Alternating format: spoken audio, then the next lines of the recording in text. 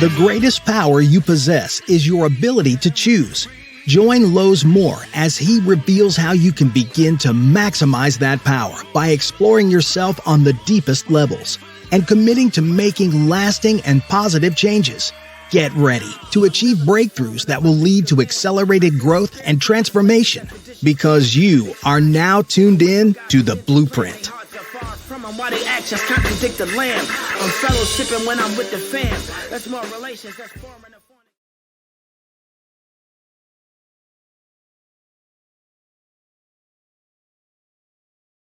a Evening and welcome back. This is Lowe's Moore, and you are on the Blueprint podcast. I am really excited this week. I hope everybody. It was a very nice week last week. Particularly after the storm. Anything was better than that storm, but last week was very nice, very, very pleasant. And let me say this: last week I had Dr. Randy Clark on, and dealing with one of my most number one favorite subject is spiritual. He made spirituality and faith. He made it so practical last week, man, that it was just like amazing. And I want to thank you for all your comments last week. Man, all your calls and texts, man, to me and my wife about the show. Man, I just love Dr. Randy Clark. I think he's the most humblest person I've ever met. And I met a lot of people. So, but I'm excited to be back this week on, which is one of my my number 2 favorite subjects, and that's the mind, the mental part of life. How do you think? For me, I really, have been examining, researching about the mind and how people think for many, many years. And let me tell you why. I was a little kid at 9 years old, very athletic. That's all we used to do in the projects was run, jump fences, play baseball, play football, basketball, and I was athletic. I was shy, right? I had a lot of fear, but I was active, and I remember making my first basketball team. Well, actually being moved to eventually my first basketball team, and the coach said something interesting to me, which I thought it intrigued me a lot. That he said that after you're in shape and you understand the game, which was basketball at the time, the game becomes 99.9% mental. And I was like jumping, running. I couldn't comprehend the difference between being physical and being mental. But that was the seed, that was the foundation that was laid in me about the importance of your thinking, the importance of the mind. So before I jump into some more of this stuff, I want to drop this pebble. I got my pebble in the hand. And remember, I drop it every week because I believe that every show is like a pebble. And when you drop that pebble in the pond, right, you get a ripple effect. There's something tonight that will be said by my guests that I hope will either be a blessing to you immediately or somewhere down the line. Right, you're going to say, I heard this guy on the podcast say this. And so sometimes, man, you don't get it doesn't impact you right away, but sometimes it just takes time before you hear what somebody said. So I'm going to drop this pebble because I'm expecting a ripple effect. And, I want to jump right into it because I got 2 books tonight, 2 very, very powerful books as I continue on the mindset, the mental, how to think, right? And my book of the week is Championship Thinking. And I've been, I was at the end of my career when I found this book in a library. Now, this is before cell phones. This is for social media, technology.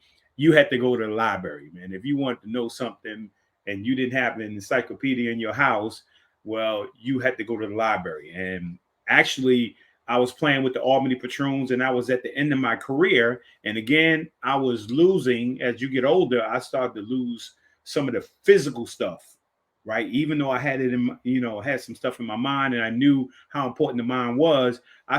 When your physical attributes go, you started thinking like, man, is it over?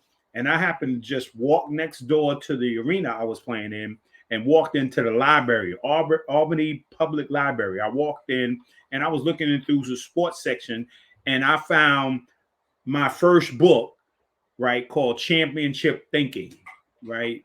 And as I was reading that book, right, I was reading that book right there, and I found my next level of success as an athlete, because I now begin to understand how to master my thinking by breaking a lot of crutches, habits that I had in the past.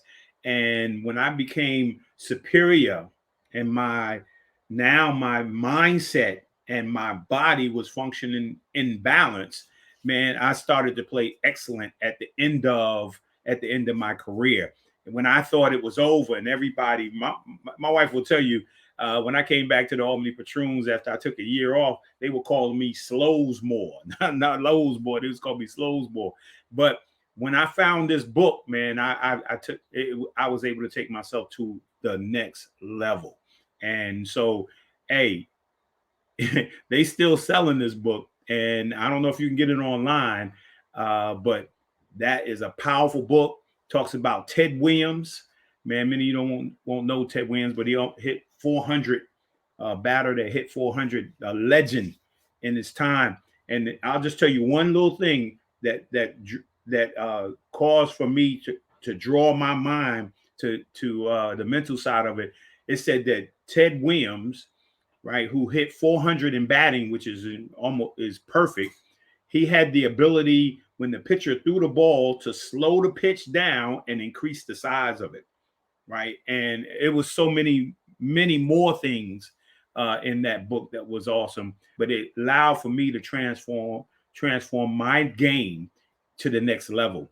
And as I got older, I was still as efficient as I was when I was younger. So Championship Thinking, get it, Dr. Keith F. Bell, and check that out. Now, I'm gonna take a little moment on this one because one of my guests from I think last year, he was on, probably in my estimation, and I've had a lot of great and amazing guests, but Zion had to be the most powerful guest I had on because of his life and his story. Well, Zion has a new book out called Unmatched, right? And I'm going to show you this video. If you get an opportunity, you ought to get this book on Zion. Matter of fact, if my wife could show me again, right? There you go. There, I got the Zion shirt with the lightning bolts, man. And he didn't make his goal when he came on the show was not only to make the Paralympics, but to make the Olympics in cycling, and pushing with his hands. And he didn't make it, but he's got his sights set on Paris 2024. And I'm excited for him. So check out this video. I'll be right back. And so we can get to our guests this evening.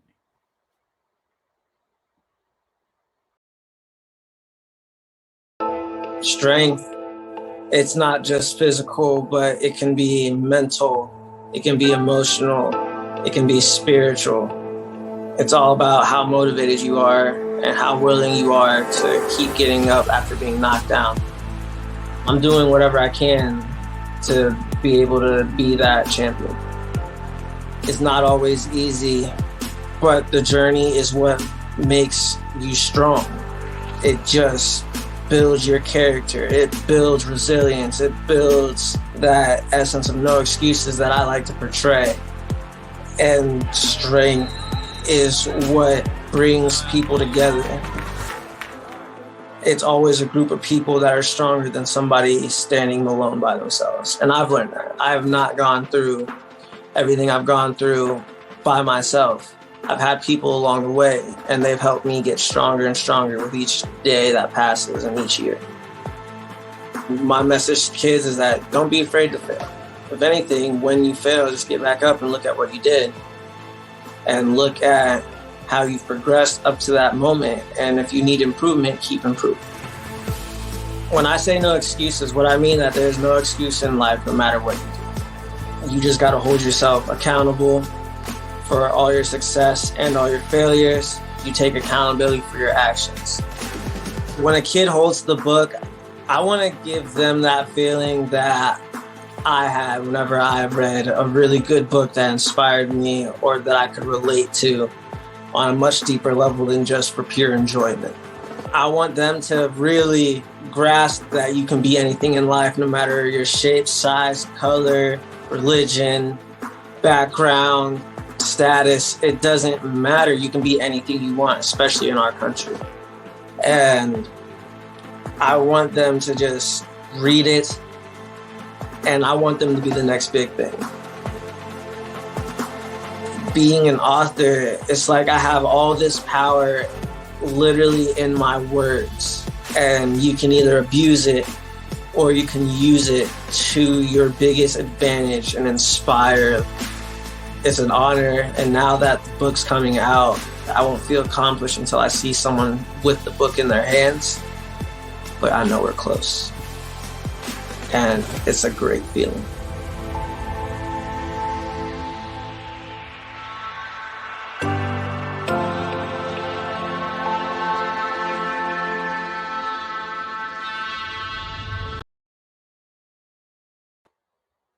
Well, I got my book. Yeah, Zion sent me a book. Don't be mad. Don't be mad, guys. Don't be mad because Zion sent me a book. Yeah, you got to get your own. Was that awesome or not? Yeah, that was just awesome. So that's my two books of the week. And now the word of the week is sports. Yeah. I mean, what will we do without sports, man? When we were in the pandemic, man, people were driving themselves nuts until all of a sudden, right? I think it was The Last Dance came on, and man, it was on for a series of weeks, and then some of our then baseball started coming back, football started coming back, basketball started coming back, man. And we had something to put ourselves into because there was no way we could go to a play or a movie. So, I mean, sports became one of the things that we leaned on. So sports has been powerful in my life. And even if you don't play sports, but you love to watch it, man, it's just powerful. So that's the word of the week. And then Hill and Pierce Harper affirmation moment, right, is right there.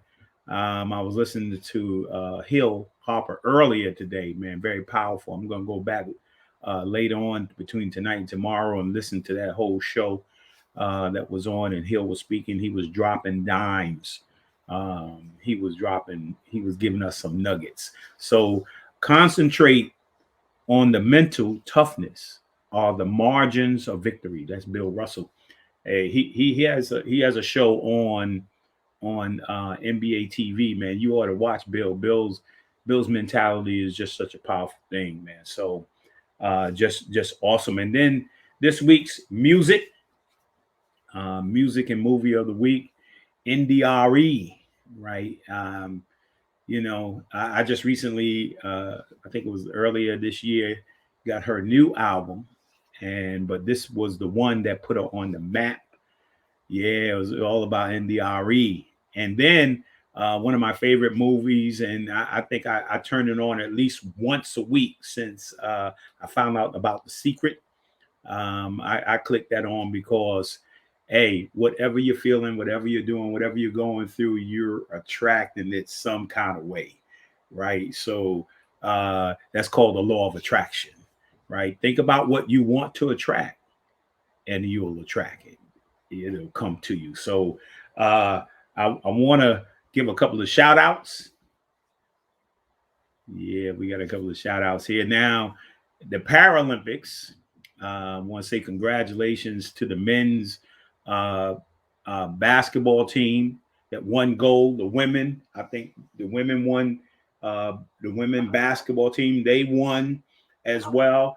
The volleyball team won, and to all those who won gold and all those who won medals, and to everyone, right, that competed. That if you make it to a Paralympics or you make it to an Olympics, you have done something very special. And let me say this to you too.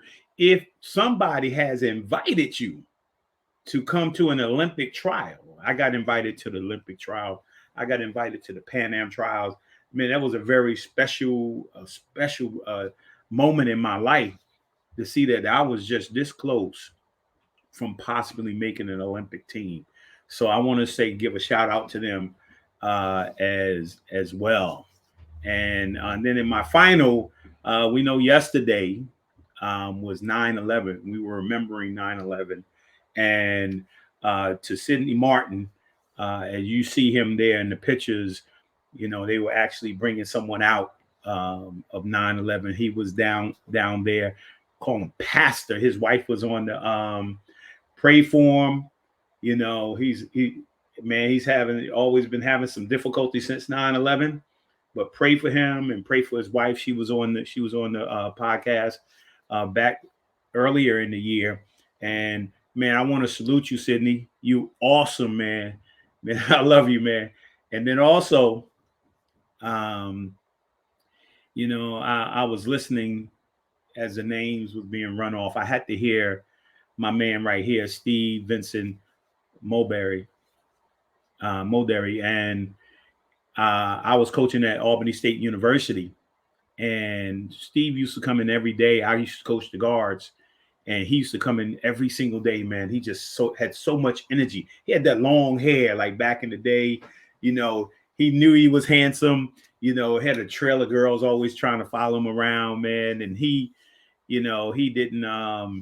You know, he was in the building when the building went down, and when I heard about it, every year I just put that up and tell everybody what a pleasure it was to coach Steve. He was just an awesome young man with just so much talent, and he was doing his thing in his career. So salute to everyone. 9/11, man. We continue to pray for all those families during that time that lost loved ones, and you know, keep you everyone, please continue to pray for those individuals as well. So yeah, let's get in it.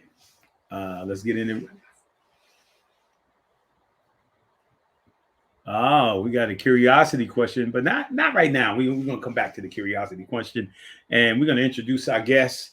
We got Dr. Alice Diaz from Sports Mental Edge, and we got him on the show tonight, man. This is awesome. We were talking a little bit before.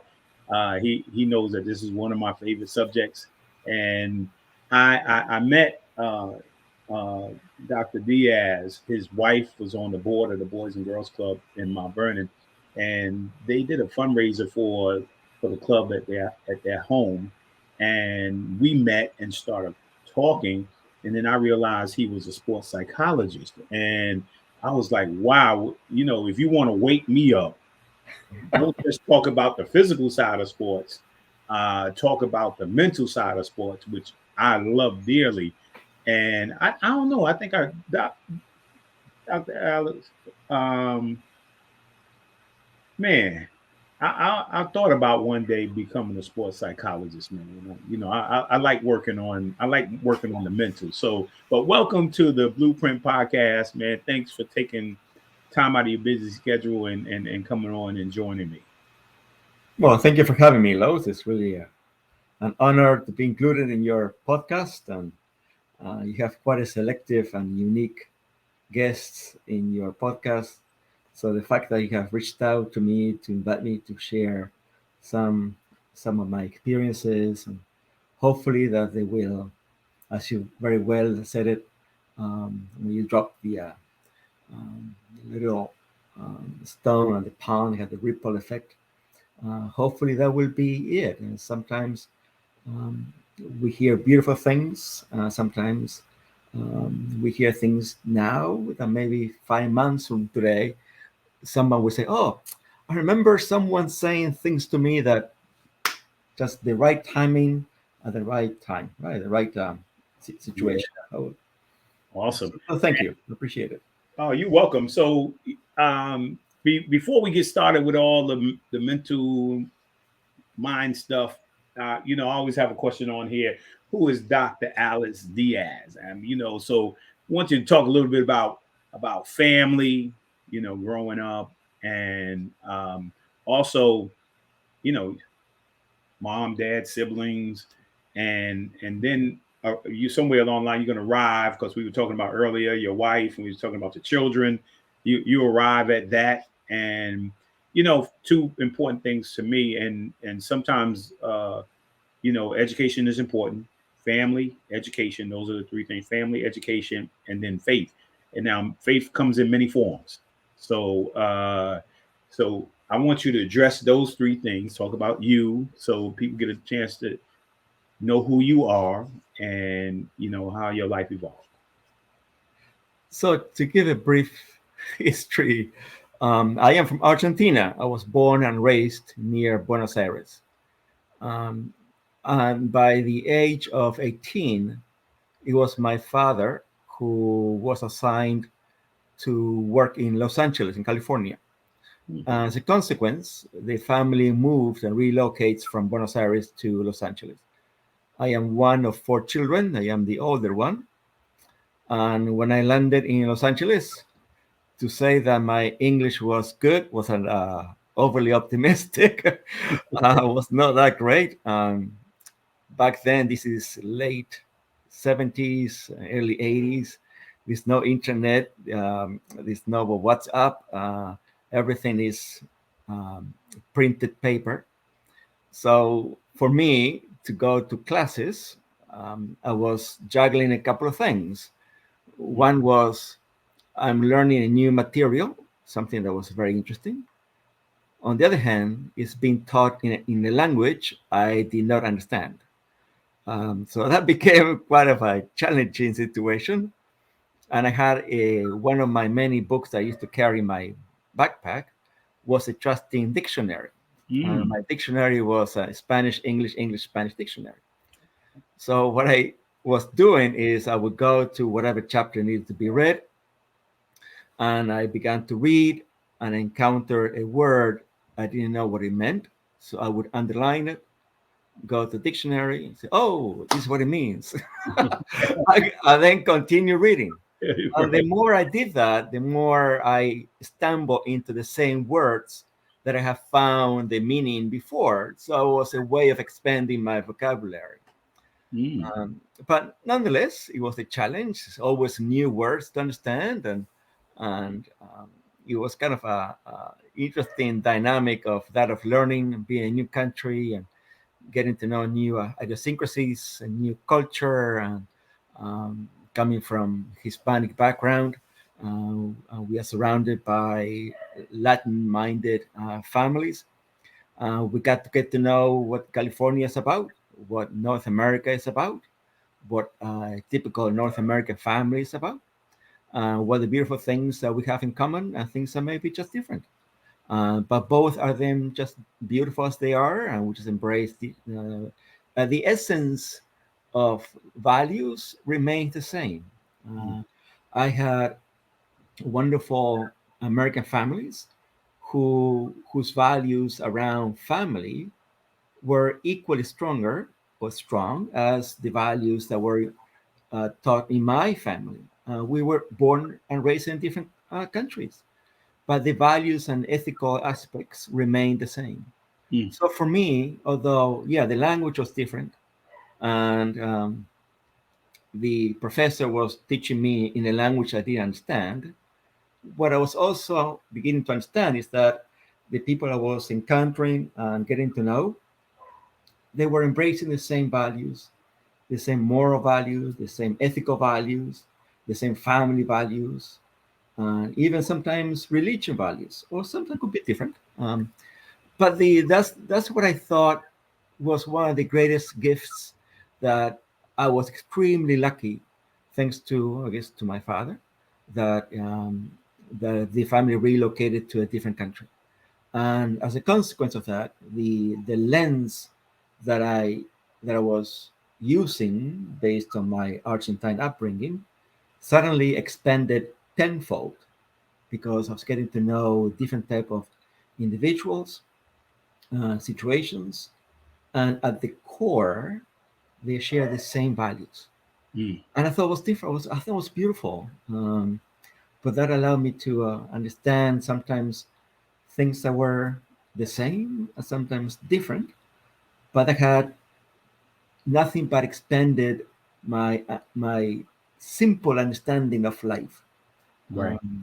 So it's a wonderful experience. I was blessed to be exposed in a different situation, and it's something that, I mean, I have two daughters, and I've done with along with my wife, uh, done, I think, at least very intentionally, done the purposefully wanted to raise our daughters so they can be exposed to different cultures Mm. and different languages and different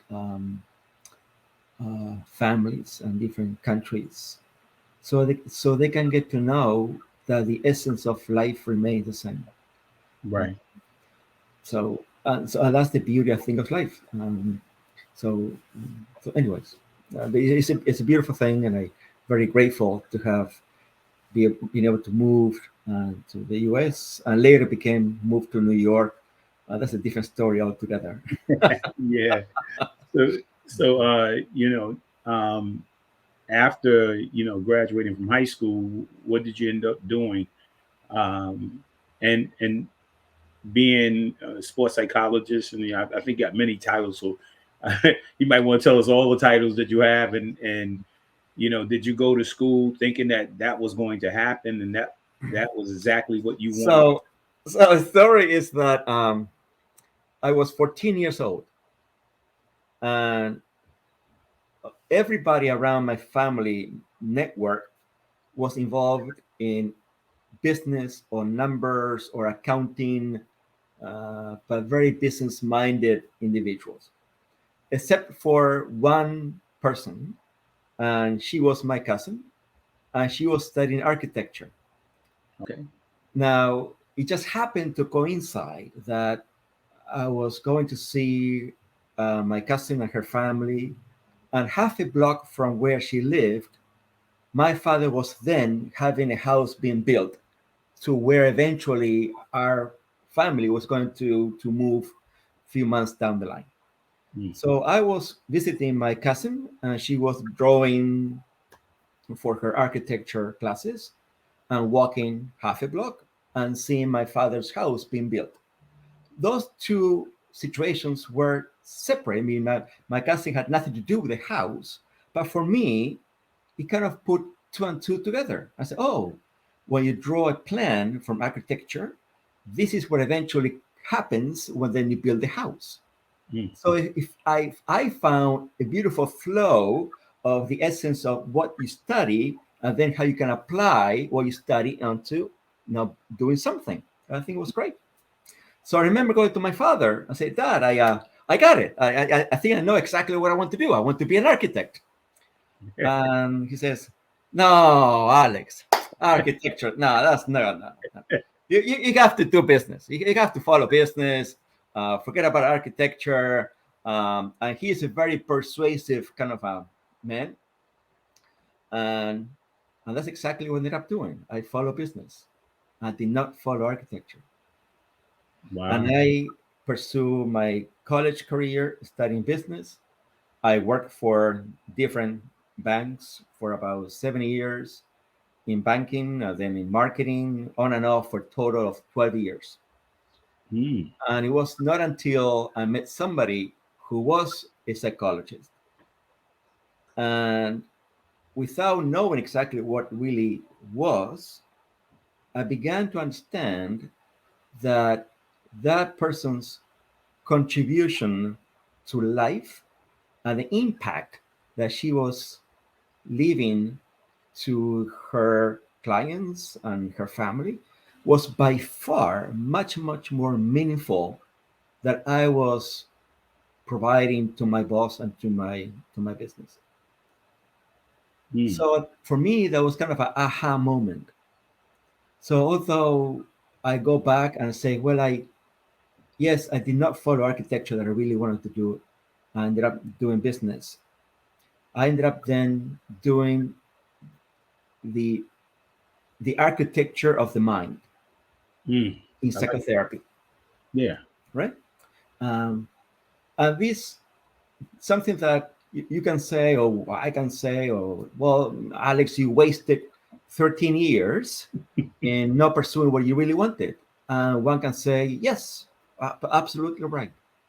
And maybe it took me 13 years to realize that what I really, really wanted was something that I was embracing from the day one, but maybe I was not ready then to pursue it. I was ready after 13 years to really chase and embrace what my passion was all about. So sometimes what we have in front of us may not necessarily be what we want to embrace. Sometimes we need to go through some ups and downs until we really discover what our passion really is, until we really embrace it. For other individuals, they see in front of them and they pursue it. Wonderful. I mean, that's super great. Sometimes the lifeline is not a straight line, right? There's some ups and downs, right? You try one thing, you may not like it, and try that thing, and you may not like it. On the side note, I remember getting to know this Argentine music group. They were playing the equivalent of country music. And one of them was playing the drums. And I was by then about 18, 19 years old. And it occurred to me to ask him, hey, how do you like playing the drums? Right? And what he said to me was, Alex, not only I love playing the drums, but they pay me to play the drums. And I was 18, 19 years old, and I thought, what a lame answer he's giving me. Doesn't everyone love what they do and they pursue it? I soon realized that is not the case. Sometimes we end up doing things that we not necessarily have a passion about. But if we can eventually continue searching what we like and what we embrace and what we really are calling to do, eventually life is extremely meaningful. Our contribution to whatever we feel so passionate about that we can eventually do it. I go to my practice and my office every day with a smile on my face. Wow. I am the happiest person pursuing what I do because I know that today I want to make somebody's life, I think, a little bit more meaningful, even if it is 0.0001%. Right. Just to have that possibility is a humbling, honored situation to be sitting on this chair in front of somebody else who is trusting his or her life struggles, hoping to hear something from me that can be meaningful and that can make a change in their life for the better. So to be in that place is humbling.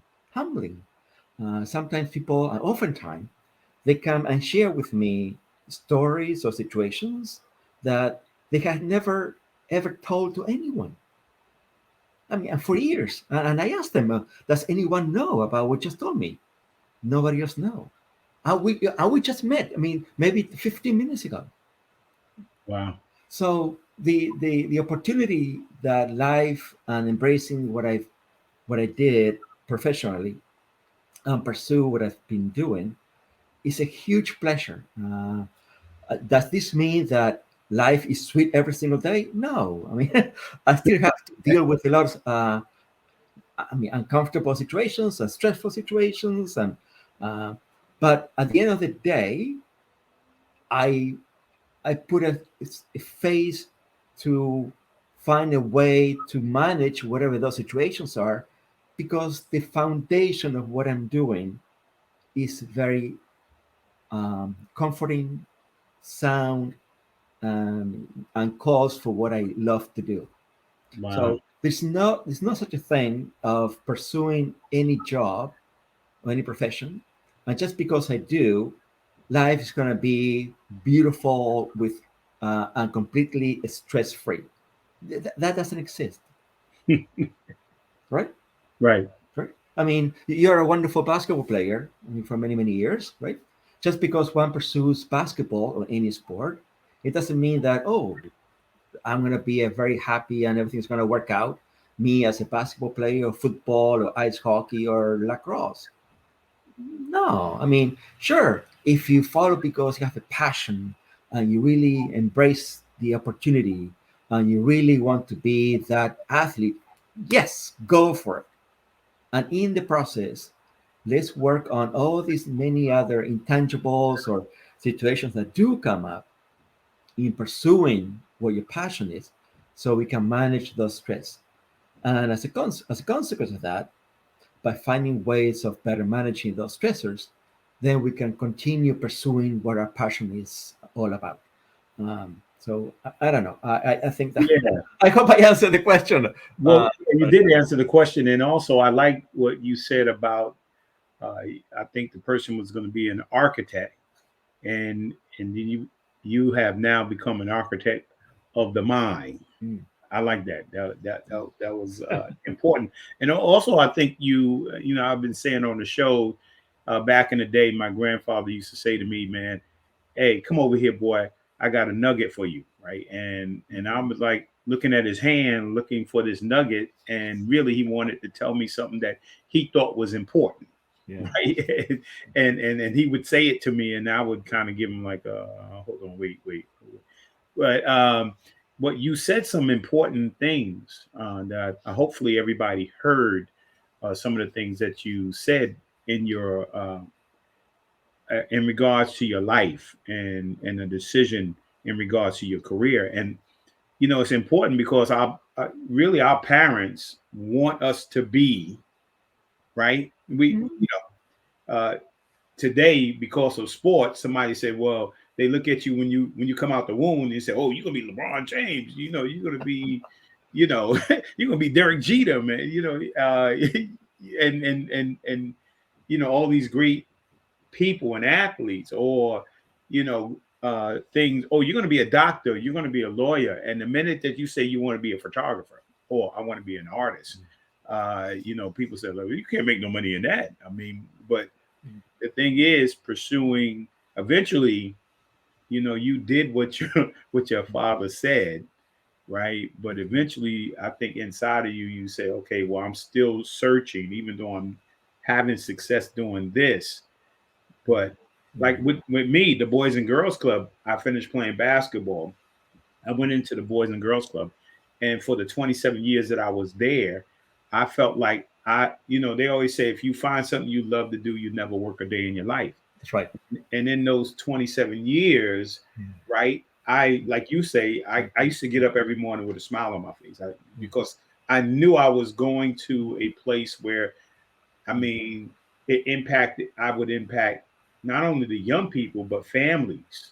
And every right. day I got a kick out of that. And every day, man, I work hard from early in the morning to about 3 o'clock or 2:30. And I could not wait to hear that wonderful sound. That's right. Those little feet banging at the door, boom, boom, and they running into the door and coming in, and you come out and you stand in front of them, and they go like, "Hey, Mr. Paul, how you doing?" And you get to say, "How was your day?" So forth and so on. So yeah, you find your passion. Now that is over, you're looking for that next passion, which is what I'm really doing, right now. But isn't that wonderful, Lowe's, that just like you were in those many years, 27 years, you said? Well, I mean, 27 years. I mean, you really go to work. It's not really work. I mean, sure, it's work, but it's a different spin to it. It's done from different perspective, from different. I mean, your heart is invested in it. So yeah, and I think it was Dr. Miles Monroe, and I don't know if you know or heard of him, and he was talking about the richest places on earth, and most people would think it was the diamond mines and the coal mines, but he would say that the cemetery was the richest resource on earth of the many people who didn't get to fulfill their dream, the dream of writing a book, to write that movie, to find a cure for some disease, because they just got caught up in, I just have to go to work, right? And they stopped pursuing the passion, right, or desire that they may have had. So just a powerful thing here, and that we're sharing. I want my wife to show a video, and then we're going to transition into this whole thing on sports. Okay, super.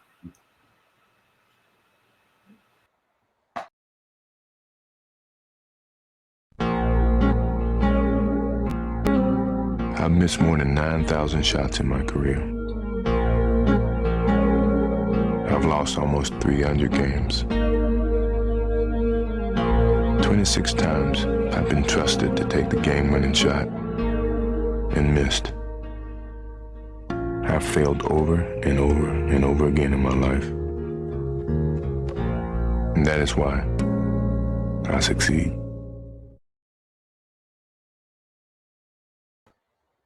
So, Doc. So true. Yeah. So when it comes to sports and even life and the mind, give us your perspective,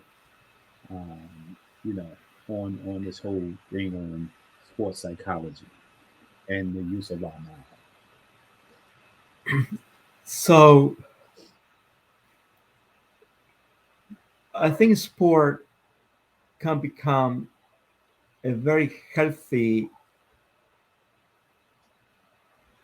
opportunity to embrace a lot of personal growth. Because in whatever sport we choose, even from most of them from a young age, we need to follow the essence of society, ethical values, moral behavior, following rules, listening to coaches, dealing with successes, and how to deal with losses. And that's life. So for me, I really embrace the notion of integrating sports psychology from the perspective of not only help the athlete, sure, become a better performer. So when the game is on the line, he or she have more trusting tools so that they can perform knowing that they have the abilities to do their best. But also from the lens of how can we learn from these experiences? In sports, it's very easy because we are evaluated almost 24/7. We live in this very mini bubble where it is very easy to be seen personally as I am a winner, but also I am a loser. And it is concerning that we integrate and we can adhere all those labels to who we are. Because just because I won the game doesn't necessarily mean makes me a winner. Just because I lost the game does not make me a loser. In sports, games are won and games are lost. And in the process, emotions go up and emotions go down. Now, if the emotions go way up when I win, but also emotions go way down when I lose, then emotionally I am connected to the outcome of the sport. If I win, I go up. If I lose, I go down. So go like a seesaw kind of emotional ride, which means that my emotion is not much is I cannot really manage that well internally how better manage my emotions. In fact, it's the outcome of the performance that is dictating how I emotionally react. So if that's the case, that would put a lot of pressure on any athlete because every athlete wants to be a winner, at least how they perceive to be a winner. Mm. And the only way to be a winner is by winning, right? Now, there are a couple of situations. One is I may just happen to be a very, let's say, talented tennis player. So when I am 10, 11, 12 years old, I just happen to be gifted and I'm very, very good. And I go and I pretty much win all the games.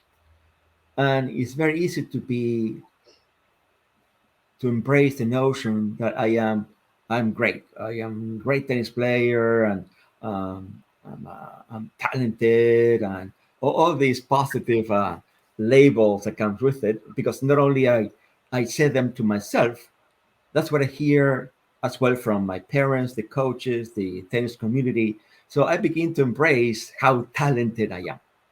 Now, in any sport, including in tennis, there is what I call a pyramid, meaning there are many athletes that pick up a sport at the age of 8, 9, 10, and as they age up, the pyramid narrows. And narrows because then the players who started playing, let's say, tennis because they were curious, but maybe they didn't like it as much, they begin to drop out. And eventually, as they age up, who are the remaining players? Mhm. Well, the more talented ones, the one who played the best. Right? So if I just go by that label, I am a talented player because I've been winning from the age of 10, 11, 12, 13. And now I am 14, 15. I'm playing against now equally, if not better, talented tennis players. What happens to that label that I embraced as who I am? Suddenly you say, oh, wait a minute, I've been hearing that I am so talented. How come I'm losing now? Mm. So the concern about that is that if I embrace myself based on the outcome of winning, winning, winning, because I am quote unquote talented, what I'm not really embracing as much is the opposite side of the coin, which is effort. Effort is about knowing that it's a constant ride, constant evolution, constant progress of continuously getting better and better and better each day, each week, each month, each year. And embracing the notion of how to improve your skills, how to improve your fitness, how to improve your nutrition, how to improve your sleep, how to improve your resting, and how to improve your mindset. So when we embody all those, um, I call it columns of the healthy athlete, now we are in this road of continuously improving, getting better and better and better. Because as an athlete, is always in a constant evolution how to get better. Even Michael Jordan, I mean, he said it very well, is constantly getting better and better and better. Not so much about being attached by the I made the basket or I missed the basket. Is how I continuously getting better. So the next time I will give myself the opportunity to have a better look at the basket, so it increases the chances of making the basket. Mm. So the idea is to make the constant 1% evolution of all these different ways and areas of to be a complete athlete. That's why I tend to move away from winning, losing, good, bad, winning or losing, much more from a range of, well, how did I do today? On a scale from 1 to 10. Okay, so prior to the game, my mental focus was about a 7. So, okay, it was a 7. Now, when you were leading the game, how was your mental game? I was an 8. Okay. When the game turned around, now you found yourself in the losing end. Where was your mindset? Now I lost. I was kind of a 4 or 5. All right. So we are looking at the range. Because we look at the range, then we can embrace what can be improved from go up from 7 to 8, or from 8 to 9, Mm. or from 4 to 5, rather than creating these negative labels. Say, what's wrong with you that you weren't distracted? Because that can be very hard on the athlete. But the athlete is not really purposefully wanted to be distracted. The athlete doesn't want to do that. Something's happening. Maybe you heard a noise, or maybe inside the mind was some internal expectations, or they were overly attached to the score. They really want to win, because if I don't win, therefore other people may be getting upset. So there's a lot of internal conversations that all athletes have when they're performing. I have a family who's approaching me, and one of the concerns is actually as a basketball player. One of the concerns is that when this athlete is competing, he's concerned about the coach's response. Okay, Mhm. so if I compete based on how the coach will respond, then it would be very, very hard to stay focused. Because if I look to the sideline and the coach is happy, then I'm happy. If I look at the sideline and see the coach's facial expression is somewhat disappointing, then my emotion will go down. So I'd be emotionally attached to how the coach is emotionally and even the body language expressing how he or she is responding. Mm. And I cannot be a thoroughly focused, complete athlete if I am overly concerned about what the coach's facial expression is. I Mm. have this way too much going on the court to be overly concerned about the coach. I mean, sure, I have to follow what the coach is telling me, how to set the defense, how to play, set the different offensive plays. Sure, that can make total sense. But emotionally, I have to create the self-awareness of how and when I am losing focus. Because when I lose focus, I need to have a self-awareness of having that aha moment so I can regain focus. Right. That's the key. We But the way we humans physiologically are organized is that the mind is um, organized to pay attention to the outside. Mm.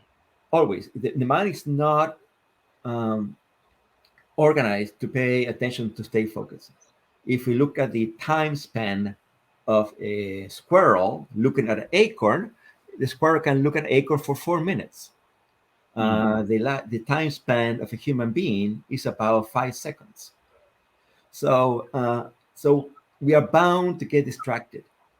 And if we do get distracted, the best gift that we can give ourselves is to develop that mindset, first, of knowing that I got distracted.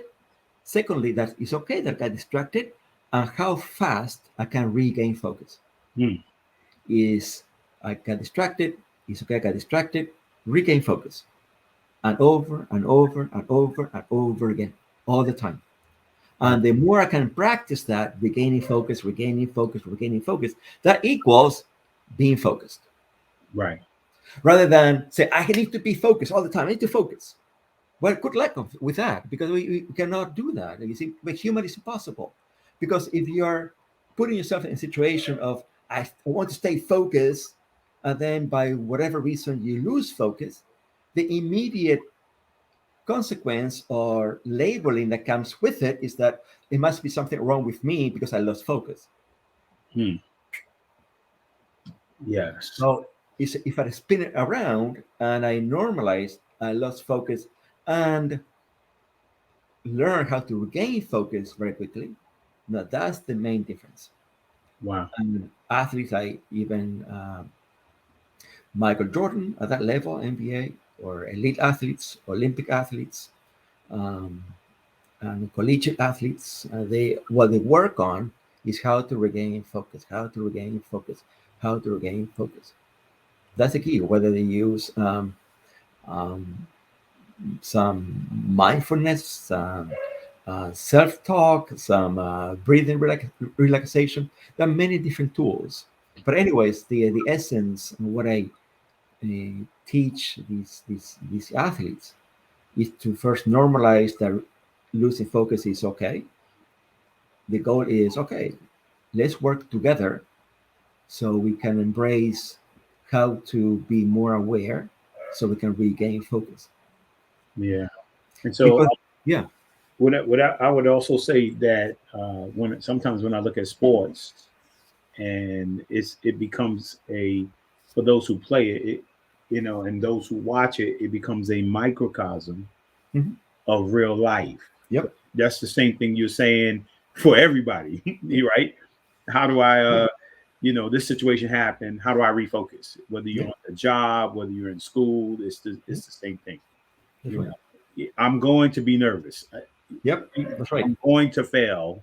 That's right. Right? But how do I refocus? And that's a very powerful, Yeah, nugget there. that's right. Yeah. So, yeah, I think I got a pop on guest here for you, and yeah, Coach Bernard.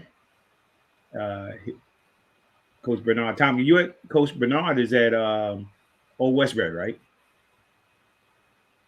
Can we hear you? Yeah, I'm at SUNY Old Westbury, yes. Old Westbury, and so he's a college coach, and he's won over 400 games, right? I'm gonna get it. Oh, you back on mute again.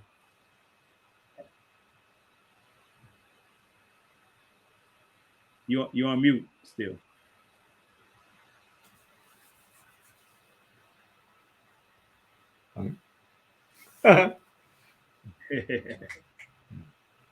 So I'm back. I'm back. I apologize. I was on mute. I got an 18-month-old grandson, Oh, cute. and he started to attack as soon as I came down. But this is going to be my 21st season at SUNY Old Westbury, and I really enjoyed, coaching athletics and had fun as well as an athlete. And I think the whole idea of, first of all, I appreciate the opportunity to speak to you tonight, Dr. Diaz, because going into a new season, I'm very interested in finding new ways to get my guys ready to play, especially with the cycle that we've just gone through with Absolutely. the pandemic and all. Yeah. But I guess my question is, there's so much emphasis today on like individual performance. For us on the college level, everybody's going to the NBA, and we're Division III sports, and most of the guys on our level, they're playing for, basically because they're passionate about it. That's right. It's not North Carolina, it's not St. John's, but yet and still there's such an emphasis on individual accomplishment, individual achievement. Is there anything you could give me in terms of trying to, from a team building standpoint, getting guys thinking more about team goals and team performance? So you mentioned a very good point, Bernard. Is common in many sports that athletes tend to take a somewhat individualistic stance, and they want to be the ones that they want to be the better player and at the expense of the team. So in my experience, I have them just work together, and sometimes I talk with the team about, but what does the team want to address, and what the team wants to, what is their goal? At the end of the season, what's the goal? and what is they want to achieve, and how each one of them wants to achieve it. Now, one of the exercises that I do, I have them write down the essence of core values in a team.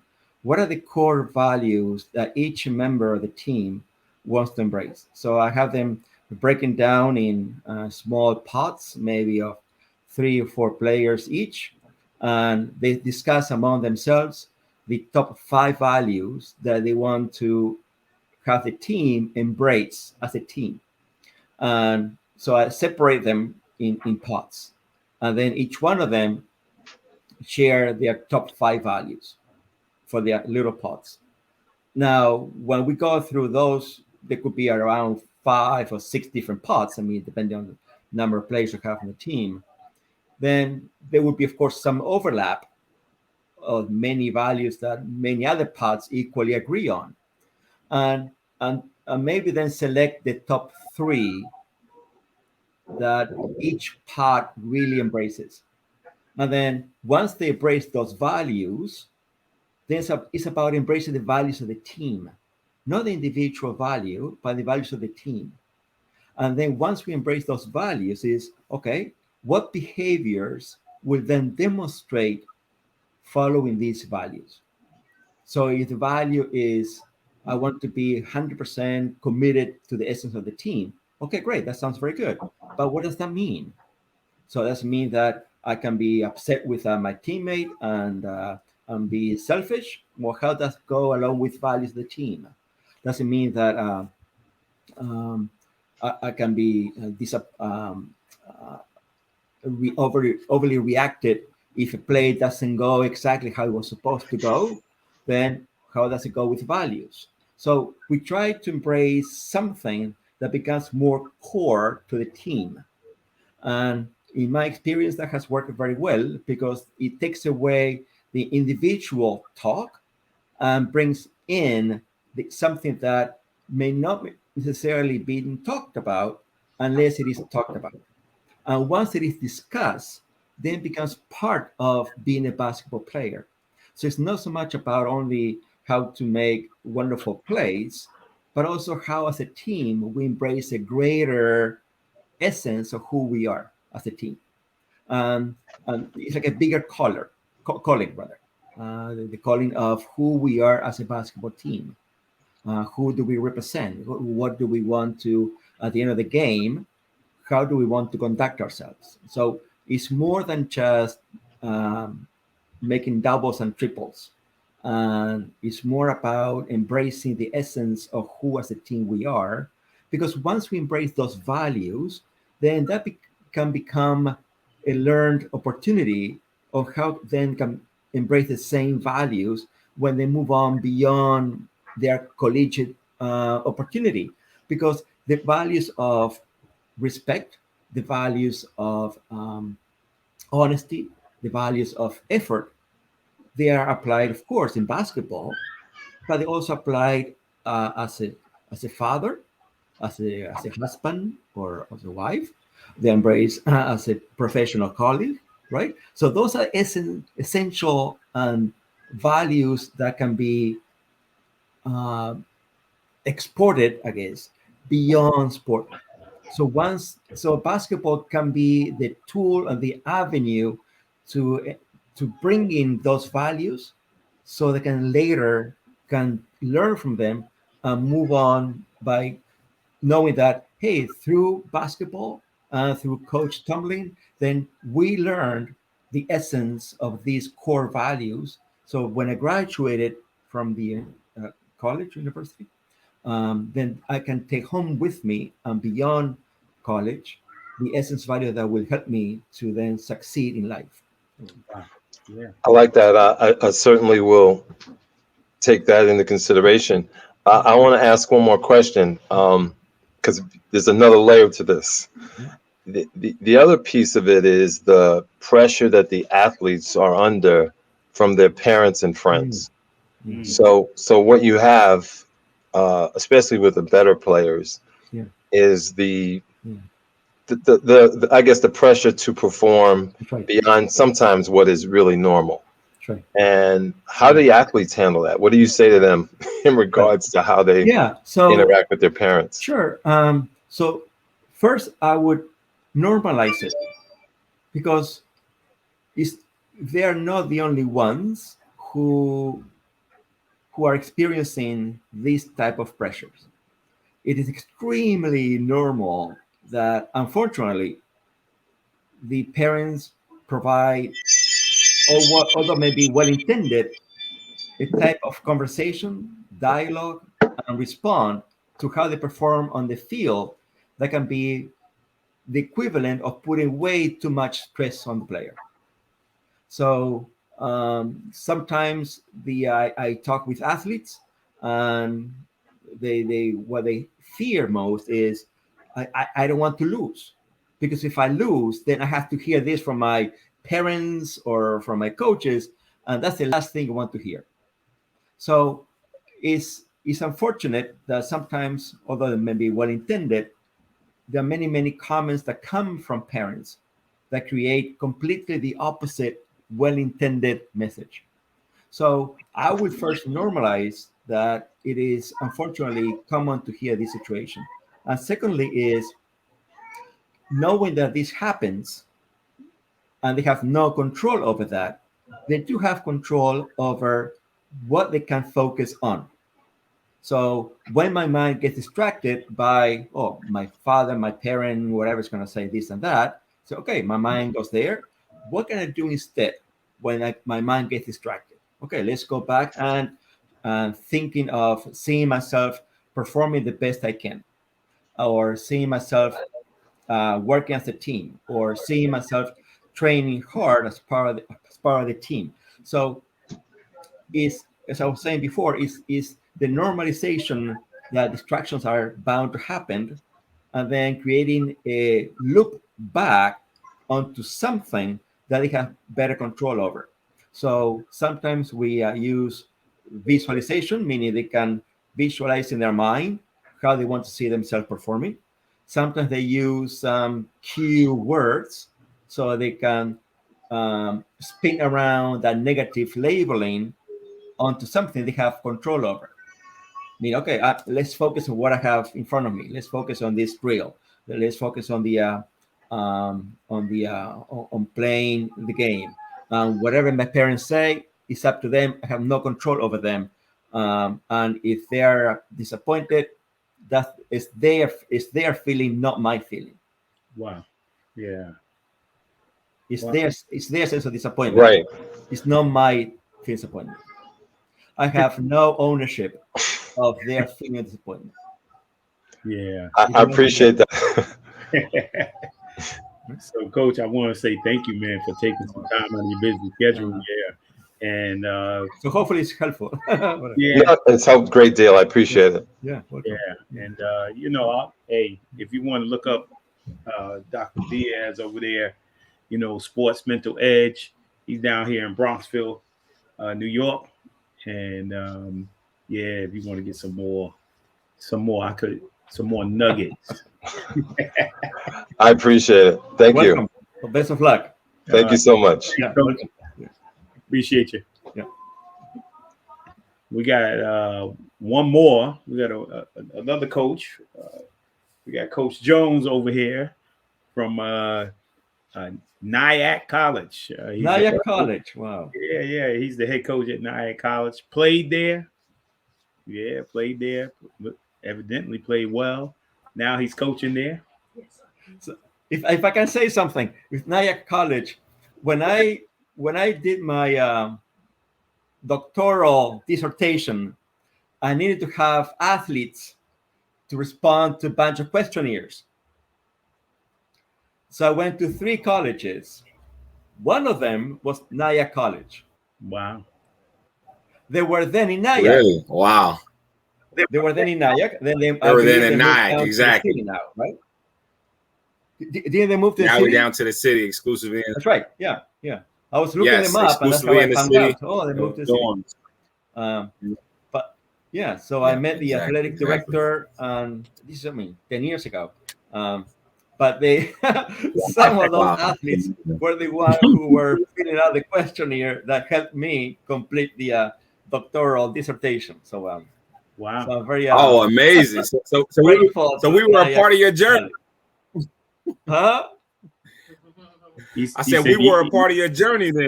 Yes. I have a question just dealing with today's athlete.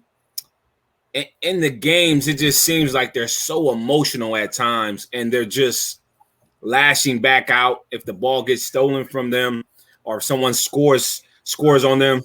Forget the play, forget everything that we taught them at times. They're just focused on, let me get the ball back. Let me just try to score on this kid. It's almost like they lose focus, they lose their mindset, and they're just so emotional. What tools can I give them, or what tools can you give me that I could relay to the team to help them in game to stay within their self and within our concept and not be so emotional in the moment? Good question. So I guess one of my question is, I don't know if you have the possibility or of addressing this with the team. I'm just curious to hear more about what they say. What is it they're so emotionally responding to? What are they getting so upset about? And they may say, "Oh, because we want to win." Okay, who doesn't? Name one athlete who wants to lose. Right. So the issue is not about winning. The issue is about how do we come together as a team. So if the ball is stolen, how can we remain composed and still be focused? So the essence not about being overly focused on the on scoring or not scoring. It's about how can we as a team perform the best we can. We need to perform as a team. We need to be able to, as a team, to perform together. If I am overreacting to losing the ball or missing a shot, and that leads to either sprinting back to defense much slower, losing focus on where I'm supposed to be playing defense, or getting upset with my teammate because he just lost, he missed an easy layup, how is that conducive to be a team player and to play as a team? So do we want to play individually or do we want to play as a team? If we want to play as a team, then we have to think as a team. And so let's work on how we can play together as a team. Because if you miss the layup and one of your teammates gets upset with you, how is that helpful to you to stay focused? If you miss, if your ball is stolen, and or the other team scores 6, 7, 8 points in a row, and now you want to make up those points by yourself, how is that playing as a team? So we need to play as a team. How do we play as a team? What is more conducive so we can play as a team?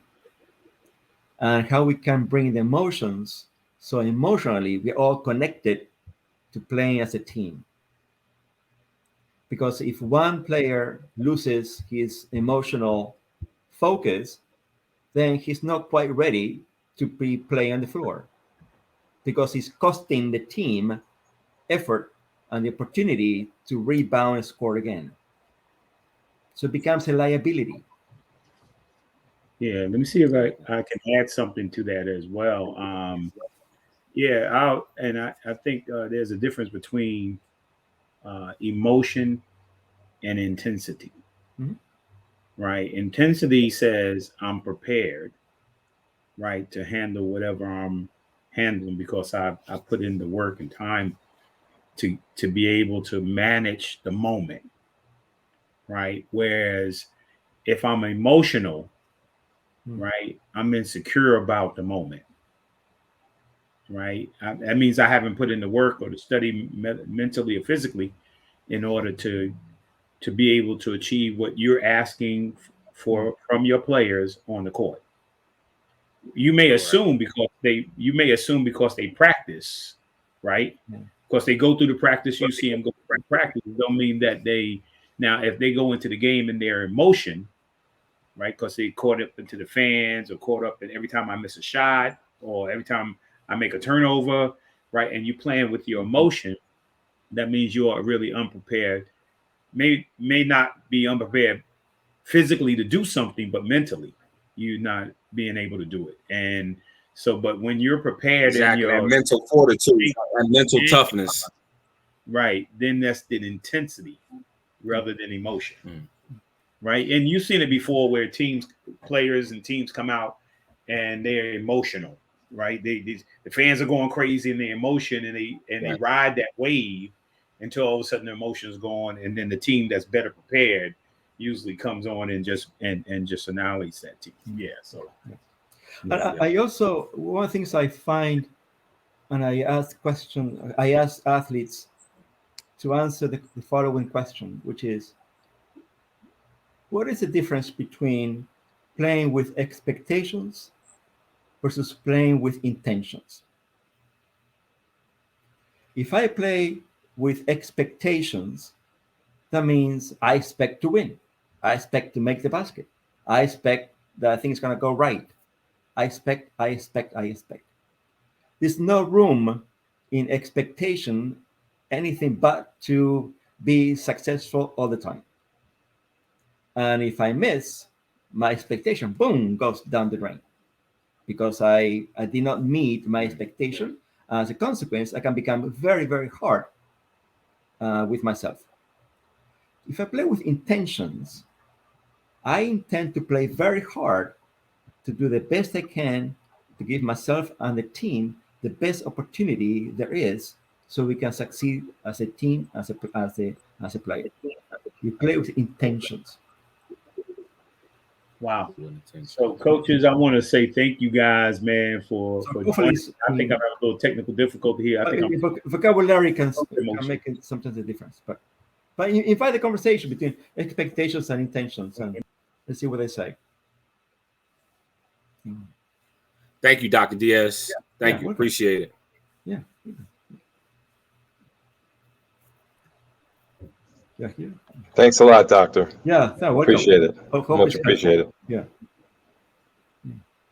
Is Lowe's back? Yeah, there he is. Yeah. Am I back? Can you hear me, Doc?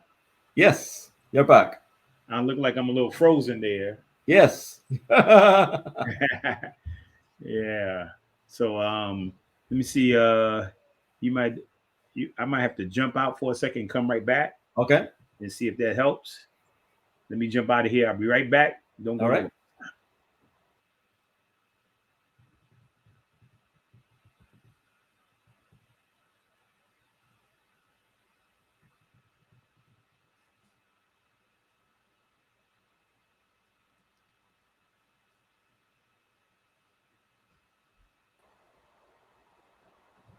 Okay. Looks like I'm back in here. All right, you're back. Yeah, I'm back. All right. Yeah. So Doc, that was good, man. Awesome. We got a few more minutes here. I'm gonna show this video, this last video, and we're gonna have a little discussion here.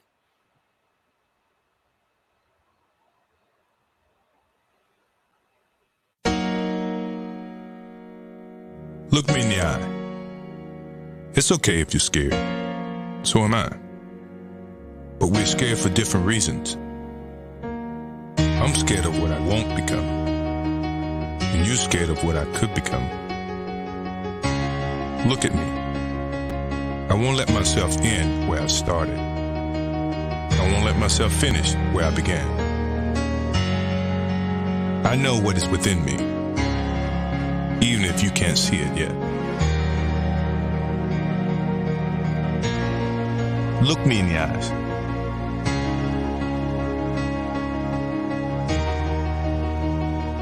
I have something more important than courage.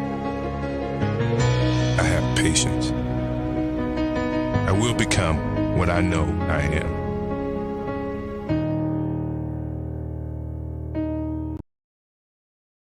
Yeah, awesome. And these coaches bring a very interesting situations which are extremely common. That players who overly respond, who emotionally overly react, and the challenge of being a team player. That happens, I mean, not just in basketball, but any team, collective team effort is very, very challenging. And it's difficult. It's challenging for players, challenging for coaches. Um, and the goal is how we turn the I conversation into a we conversation, right? Mhm. So by beginning to have talks about topics that embrace the we, then we expand the their mindset into how to become more of a team, become a team approach rather than I approach. And it's difficult. I mean, everybody wants to shine. Everybody wants to be the Michael Jordan of any team, and then they believe that I can make the difference. Right. And the balance inside the game can become not necessarily a very healthy one, Lowe's. I mean, I've seen it. I'm sure you've seen it in your experience that there's an internal emotional friction when, let's say, a player misses a few layups or a few shots, and the teammates or one teammate can become irritated by those misses. And that creates a friction in the team that the entire team suffers. Right? Right. Well, you know, the interesting thing about sports psychology, and I think we ought to think about doing something around, because we have coaches clinics, and most of it is built around the physical aspect of the game, and there's not enough. I think that more coaches should pay more attention to the mind, Yeah. right, and all the things that they are saying, and what the kids are saying, and what each of you are receiving, and how they're being impacted by crowds, and the expectation to be Absolutely. good. Yeah, and I think that there should be some workshops that Absolutely. Yeah. bring in coaches, because most of the time, in terms of we're talking about mental health now, Yep. right? Mental health in sports. Most of the time, kids are playing under such tremendous pressure, Yep. right, to be successful, that that's when that emotion comes in, Yeah. That's because right. their mind is not prepared. That's right. And then most of the time, coaches are not aware, Yep. because they have been developed into win. Yes. That's right. Yep. And you know what, it on both sides, particularly as you go up the levels, and you get into college. The college coach is trying to keep the job, right? The pro coach is trying to keep the job, and sometimes they don't even know when to take a break from And I remember my first experience with coaching, Hudson Valley Community College, and as a player, I used to be 100% in all the time, right? And my wife, as a professional, my wife knew that on game day, man, as I was coming close to game day, I get real irritable, and I'm focusing, I'm zeroing in, and anything would just bother me, and that's the same way with coaching too. Yep. That's right. And so I thought, like, man, I was gonna fall out my first coaching career.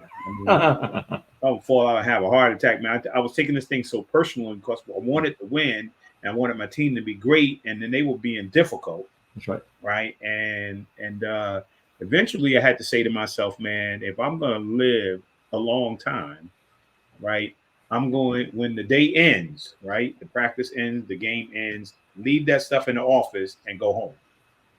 Right. Enjoy your family, enjoy your wife, enjoy your children, and come back the next day, because there's nothing you can do that evening.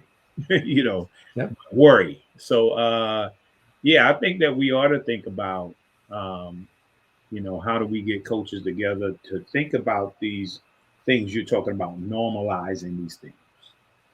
Yeah, and that would be extremely helpful, um, because in my talk about mental health, and this is a great topic, what in my experience happens is that because everybody wants to win, coaches want to win, of course. Um, the pressures to winning is very very high, right? Even at high school level and collegiate level, and not to mention sport professionals or Olympic, right? It's very very high. But there's also an underlying understanding there is some stigma around mental health, which means on the outside, I am wearing a basketball jersey or a football uniform. But underneath that jersey, I am a human being, not different from I or you, Lowe's, or your wife or your children, anybody else who goes through different life situations, relationship situations, um, community situations, any of them or all of them that create a lot of stress. There's no it's no coincidence that about 30% or so of collegiate athletes have reported symptoms of depression. Hmm. It's no coincidence that one of the unfortunate ways of with suicidal ideations is one of the concerns that has come up in athletics, because athletes are finding that speaking about their mental health will not be necessarily well received. Because if I show some signs of weakness or I share with my coach, hey, I'm having a hard time, blah blah blah blah, these personal issues, they're fearful that the coach may say, okay, I replace you with somebody else. There goes your opportunity, Right. and that's it.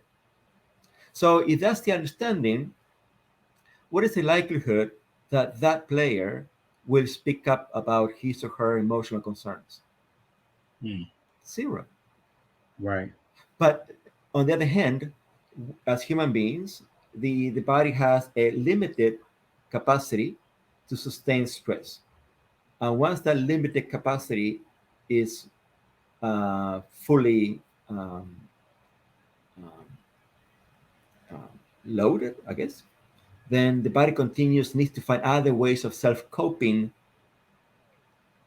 by not necessarily by not by usually by unhealthy copings, Hmm. whether it's by smoking, alcoholism, drug addiction, cutting, um, and emotional high levels of panic attacks, difficulty sometimes with sleeping. So all these different secondary effects do not just show up one day because it did, but most likely, not every case, but in most likely, it occurred of after accumulation of many, many, many situations of not having a healthy coping skill, doing the best I could to keep those emotions inside because voicing them out will be received unwelcomely by the other person.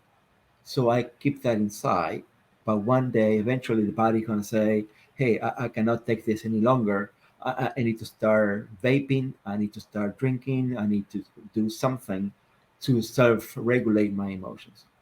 Wow. And those unfortunate, unhealthy coping skills become coping skills. Hmm. The brain does not distinguish between a healthy and unhealthy coping skill. If I go out and start smoking and I feel better, the brain says, "Oh, excellent! We found a solution to your stress." The brain doesn't say, "Hey, stop! Don't smoke." The doctor would tell you, hey, you should stop smoking because it's not good for you. And then we have to find other ways of self-coping. Wow. Right. So by inviting coaches to be in relationship and how to be more embracing and knowing how they unintentionally sometimes add stress to the players by the way they talk or don't talk, or how they respond to different situations. That can be very powerful if they become more mindful and how they become much more a vehicle so that the athletes can find healthy coping skills and reach out to the coach, and that become a unity in the wonderful relationship where we all compete together. It's not just the coach telling me what to do, but also the athlete being feeling united in the support from the coach, and we all together compete. Wow. Well, Coach, I mean, Alex, man, let me say this has been wonderful, and we're kind of really just getting started. It's iceberg, and I could go on longer, but my wife is over here like, okay, your time is up, and if you don't mind, we're gonna sign off, and okay, perfect. We may have to do it again. Okay, you can stay right there. We're gonna sign off. Okay. And thanks again. Tell Lisa I said hello. I will. And we definitely gonna have to get together soon. Right. And again, to everyone who signed on tonight, thank you for your support, man. I love you guys. And next week, Victoria. Yeah, it's right on the bottom of your screen. She's gonna be on here, man. She's a tremendous artist and illustrator. I'm looking forward to her next week, man. She's been drawing things for our family since she was a little girl, and now she is a grown woman doing some amazing stuff. And we're gonna have her on next week, and it's just gonna be an awesome show. And looking forward to Dr. Collins, the principal of the Denzel Washington School here in Mount Vernon, School of Arts here in Mount Vernon. And that's going to be an exciting time too. Look, God bless you guys. Hey, have a wonderful week, right? And I look forward to seeing you next week. Have a great day. Thank you, Lois.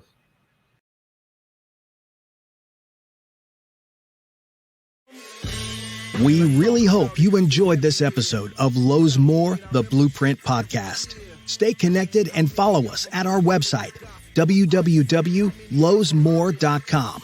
That's LOWESMOORE.com. You can also join the discussion on Twitter at Lowe's More and on Facebook at Lowe's More Jr. As always, thank you for pushing your mindset towards a better reality. This concludes the most thought-provoking portion of your day. Don't forget to like and subscribe to this podcast to stay fully up to date with everything we're up to. Until next time, be kind to yourself and each other. What they teaching is a joke. I ain't buying it like I'm broke. Insufficient funds for insignificant.